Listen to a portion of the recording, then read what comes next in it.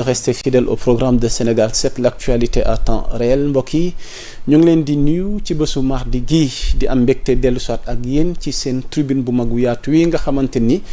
moom waroon na fee toog nag tey ma wutuwaat ko waaye ngeen ñaanal ko nu ngi koy ñaanal soxna Penda mi nga xamante ni moo baaxoo di def duo bi moo baaxoo di def face to face bi ak le professeur Arona Niang nga xamante ne saa su ne dañuy dikkaat ci actualité bi daal koy décrypter mais surtout li gën a soxal ñi koy bàyyi xel mooy géopolitique bi géostratégie bi mais terminé wàlla ko ak développement personnel kon maa ngi leen di nuyu di amaat mbégte dellu soit di ko fi wutu di leen nuyu mboolem soppee Arona Niang mboolem soppee jotaay bi nga xam ne bu waxtu wi teroo rek dañuy bàyyi lépp lu ñuy def rek ngir ñëw teewlu ko ba tax na nu ngi leen di baalu ak di leen béggee partout dans le monde car Sénégal 7 c'est l'actualité à temps réel foo ay nekk rek kon ñu ngi lay bàyyi xel kon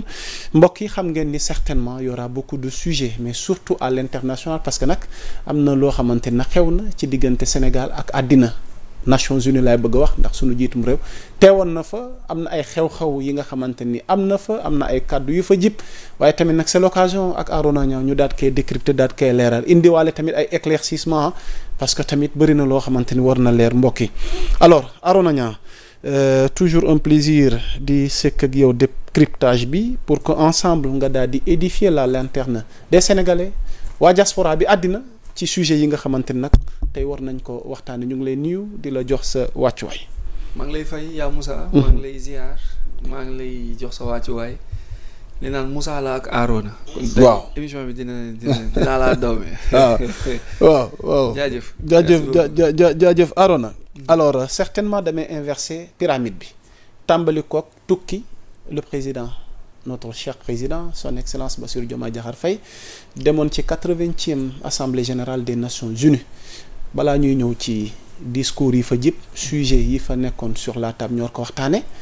ak beneen xew-xew gu ñu naan am naam déet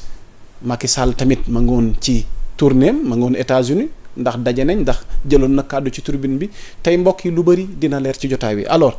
le déplacement d'abord de notre président dem ca Nations Unies ci forme bi laataa ñuy ñëw ci fond bi. waaw ci forme bi moom du yàgg. lu war la parce que daa jiiteem réew. L'Organisation des Nations Unies créée le 24 non pas le 24 octobre mais créée le 26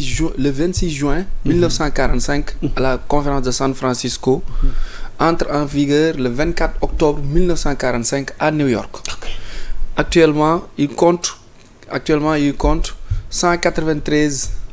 États membres dont le Sénégal. Donc bu nu wootee session extraordinaire réunion njiit yi jiite réew yi bokk ci Nations Unies yëpp. da ciy baax sunu président bu ko dara jotul.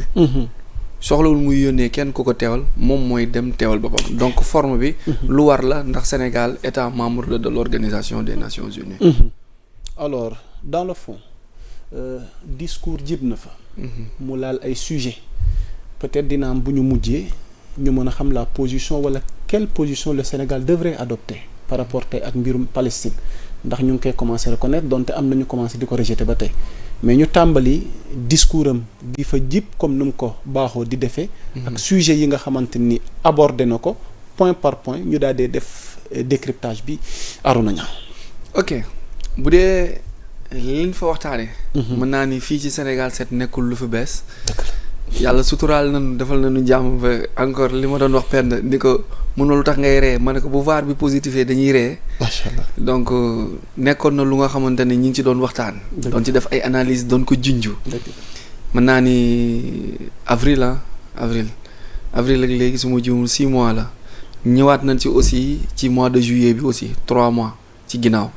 que amoon nañ yëg-yëg ak certitude d'après les analyses géopolitiques. ak li ñuy wax move contre move dans la géopolitique ak li ñuy wax faux drapeau yeeg yëpp.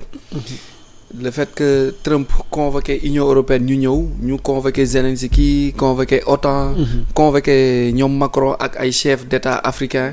yooyu yëpp ci ay perspectives la yu nga xamante ni benn ci les accords d'Abraham bii. di dox pour am la reconnaissance officielle de l'État palestinien. ci la bokkoon. donc mën naa ni yàlla suturaal nañu nekkul lu ñu bett nekkul lu bees parce que ñi ngi ko doon séentu ñi ngi ko doon xaar. te li des kay mooy ñu délimiter frontière bi génnee ko ONU accepté ko mu bokk état membre de l'Organisation des Nations Unies mu officiel lépp luy am ci dëkk mu am ko yaakaar naa ni foofu lañ jëm parce que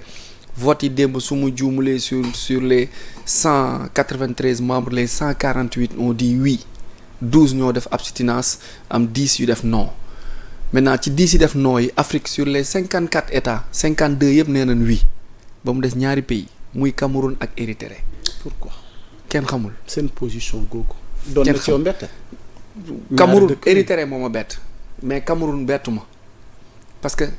Cameroun en quelque sorte c'est un pays moo xamante ni dafay dox ci lobby de trop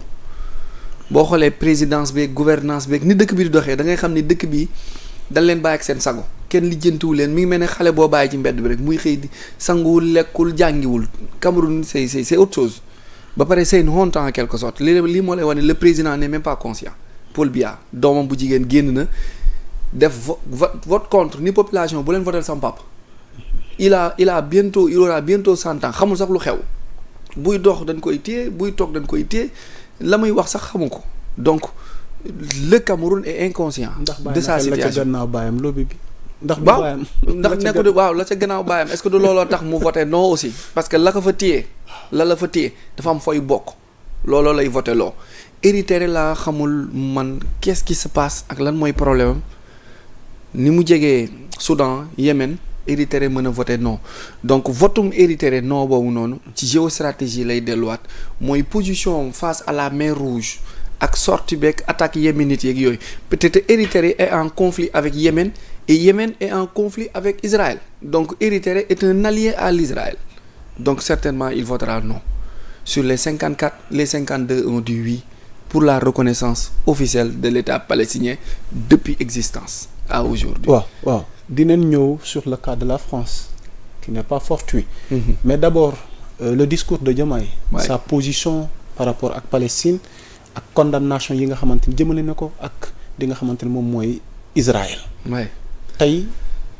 courage googu mu jël ak discours gi mu porté ak position gi mu jël tey ban jàngat lañ ciy def. d'abord dañ ko dee nit bu la dee da ngay am fit. lan lañ ko dee. Trump moo ko dee. Édifie-nous, c'est-à-dire qu'est-ce qui s'est réellement passé. Diomaye il a le salut de Trump et le soutien de Poutine même bu fekkee dafa officieuse parce que ñoom ñaar ñëpp entretenir na leen toog na ak ñoom ñaar ñëpp te ñoom ñaar ñoo yor dooley àdduna bi fu àdduna bi bëgg jëm lay jëm kii wax na ak moom 2 heures de téléphone kee recevoir na ko réception boobu mu defoon avec les autres chefs d'État soxlawul woon les autres chefs d'État Diomaye la soxla woon. waaw feeñ na ci discours am. waaw. boo xoolee attention bi mu jox Diomaye ak ni ñu waxante pendant ce temps les Sénégalais certains de nos chroniqueurs et journalistes di waxu golf xamuñu ni dans la communication institutionnelle dafa am ay poches récréation yi nga xamante ni moom mooy maquiller fondement wu discours bi. Dans la géopolitique on ne dit pas tout parfois sax da nga koy coder mi ngi mel ni tey sunu maam Sidi Hadji Malick bu doon bind ay textes mu ñëw ci biir mimiya bi. am na ci biir yu nga xamante ni au lieu mu indi lettre dafa indi chiffre. maintenant boo xamul boo mënul quantifier wul mot boobu noonu. boo ko mënul génnee en chiffre. doo xam baat bi mu bëgg wax ban baat la. parce que du lépp la ñuy wax. ci bindum mag yi géopolitique noonu la mel daf ci am lu nga xamante ni nga koy dóor code yéen ñi ko séq rek yi koy xam. donc Diomaye a le soutien et le salut des 2 plus grands leaders du monde contemporain. ba pare la plus grande alliance mondiale patriotique il en fait partie parce que il dirige le Sénégal on ne peut rien faire en Afrique rien planifier en Afrique te tey fekk jaaroo par le Sénégal c'est Sénégal qui influence le reste c'est Sénégal qui dicte la loi en quelque sorte c'est la porte booy xool sax l'un de leurs plus grands ambassades contemporains du monde se trouve à Dakar mooy bi nekk wetu Almadies les États-Unis d'Amérique fanu ko teg c'est la partie la plus avancée de l'océan Atlantique en plus mu constituer une base militaire donc pays bu mel noonu économiquement boo ko nattee wala nga jël ko ci IDH wala PIB da nga koy xeeb mais boo ko nattee ci position ak influence bi mu am par rapport ak histoire parce que Dakar a été la capitale de l'Afrique la capitale de l'Afrique noire la capitale de l'Afrique francophone la capitale de l'Afrique occidentale donc yooyu noonu vu l'histoire da nga naan kii du ku ñuy bàyyi ci biir te comme ñun dañoo jóge ci benn alternance di dem ci benn transition di porter discours bi nga xamante ni moom la Trump ak Poutine di porter mooy bale bi dañ naan tiens nii ak ñii nous sommes dans le même groupe donc tu es influençable dicte waxal li nga war a wax ko ci fulaak fayda t'appelle sur la table du mujj fenn sunu benn njiit mosul am fitu wax ak Israël nii c'est la première fois un Sénégalais taxaw di wax ak Israël nii à part le discours de suma jumul Mankeur la xawma su Macky am na ko ci teniroon benn discours am benn résolution bu amoon Sénégal voté non contre Israël bii mooy la deuxième fois su ma jumul avec un ton très respectueux et très confiant de Diomaye li mu wax Netanyahu ak Israël donc nee naan xale bu amee fit dañ ko magee ko tingom wala magee ko dee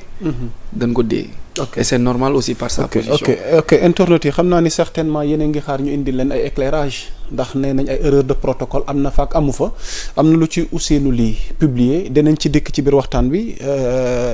ce n'est pas seulement la position du Sénégal tey à travers Diomaye fële ci tribune Nations Unies mais la France Macron qui reconnaît la Palestine mu def débat ci classe politique française bi ak ci àddina bi